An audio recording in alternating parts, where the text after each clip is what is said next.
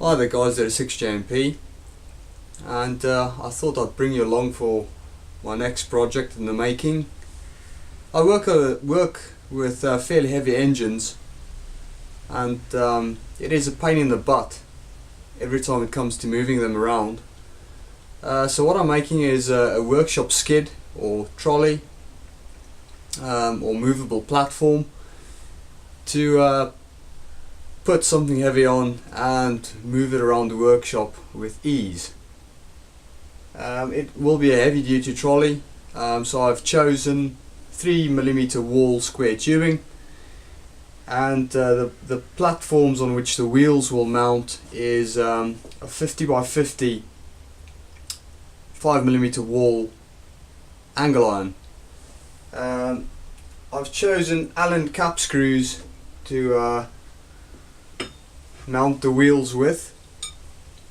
I've already drilled the holes.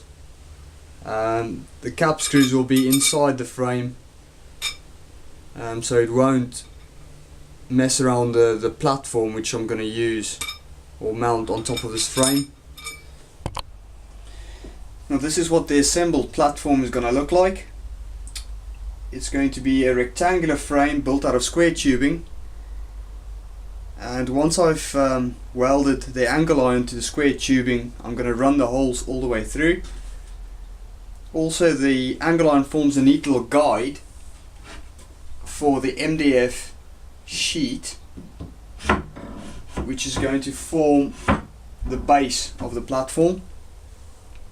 I should also take the time to say that I really like doing projects in my home workshop, as I can leave all of the modern day health and safety BS at the door, and I can stick a common sense head on and do as I please and work as I like within the constraints of common sense.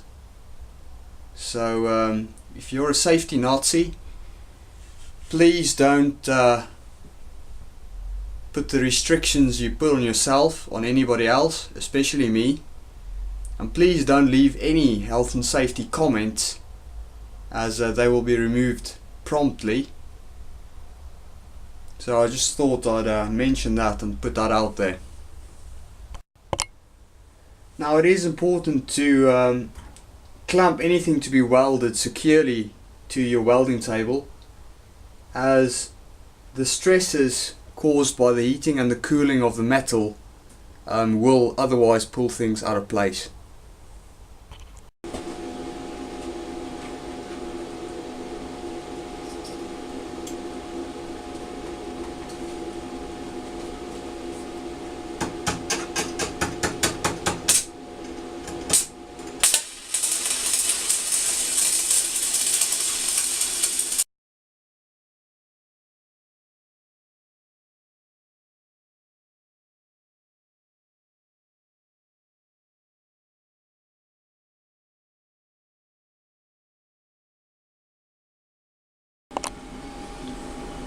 Right, now I've finished welding the angle iron to the square tubing, and now all that's left to do, I need to run the holes all the way through the angle iron.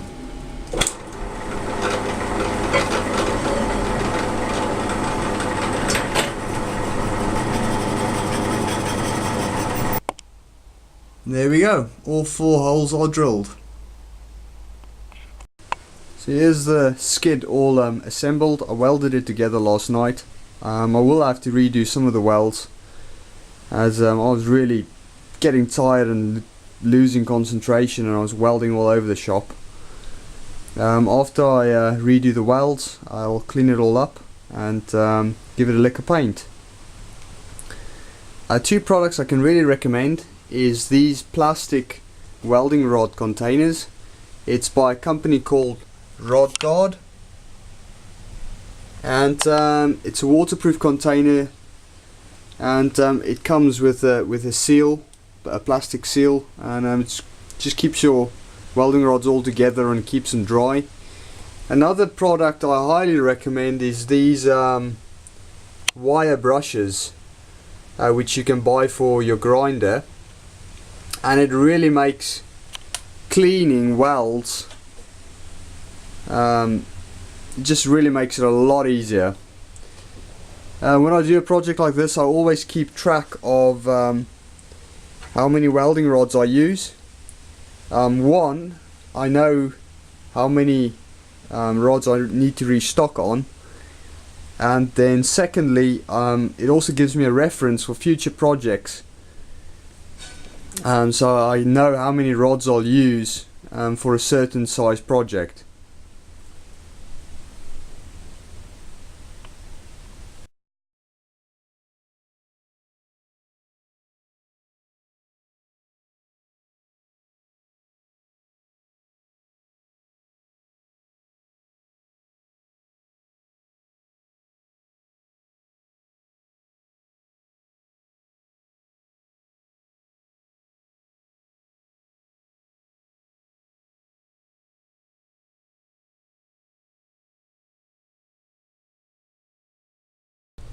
Now I strongly advise buying the best quality tools your budget allows and having a good variety. Should it come down to WRL or long-term situation where we lose all services, you are going to have to fix things yourself. What some of the tools I've used during this project is a welding helmet. I've also got a little welding cap, a chipping hammer, wire brush, a spanner and Allen key for fixing the bolts to the wheels, ear defense and eye protection while grinding. Got welding rods, a flashlight, hammer, steel ruler, a vernier, some squares, measuring tape and various clamps I used to hold the work down while welding. I've got a center punch, a spot drill and the two sizes of drills I used to make the holes for the bolts. Power tools, I used a welder, a cut-off machine, a grinder and a pillar drill. Here's another quick tip. When it comes to squaring up the steel, it is quite difficult to see whether the steel is square against a dark background like my welding table.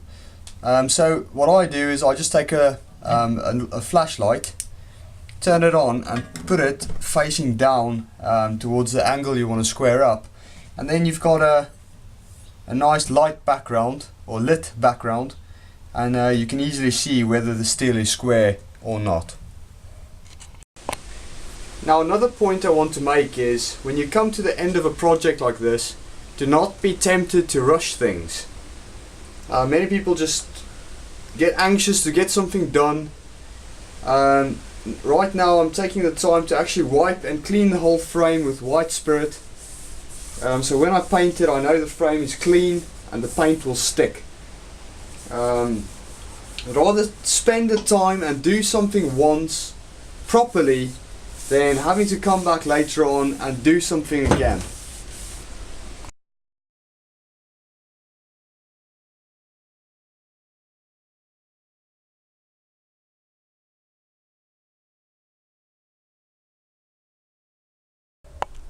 So there we go guys, there's the finished product. The frame's all welded and painted. I fitted the wheels and put the platform on top, and that should be it for this project. I hope you guys enjoyed it. Any questions, feel free to ask, and look forward to more of these sort of projects in future.